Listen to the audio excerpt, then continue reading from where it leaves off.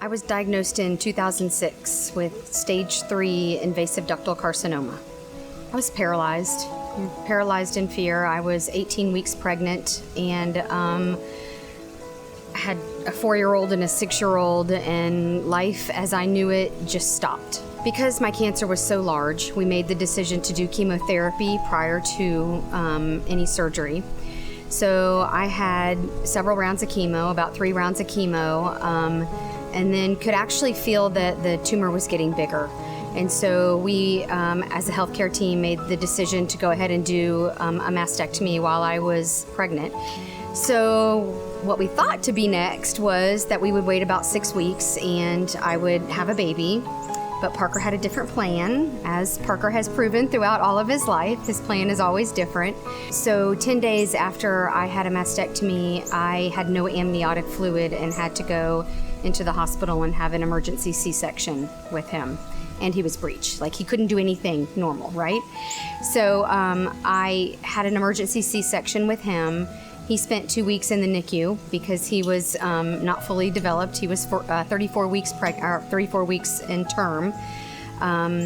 So after he was born, I waited about 6 weeks. I started more chemotherapy, and then I had 6.5 weeks of radiation as well. I remembered bits and pieces of everything. I remember when after she had her surgery, she would stay downstairs most of the time and not make it upstairs and sit in this big recliner, and I would always want to sit in it with her, but we weren't allowed to touch her. I remember our neighbors being around a lot and always having people drop off food at the house and having a lot of family and friends around a lot.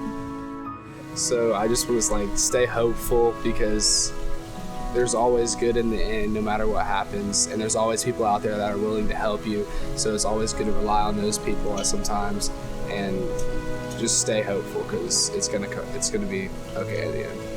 I think through her journey, it kind of became our journey, and we learned a lot about ourselves, and it's helped us grow to the people that we are today. I, to this day, still talk about it with people and think about it, and it's the reason he's here, and the reason he's here is the reason she's alive today. So I think that's just kind of the biggest part about her whole journey, is it kind of made us the people that we are today. Yeah, never give up hope. Never give up hope. I tell people all the time I probably should not be sitting here. I had a very aggressive cancer at the age of 32 when I was pregnant, and I'm here 13 years later, and never give up hope.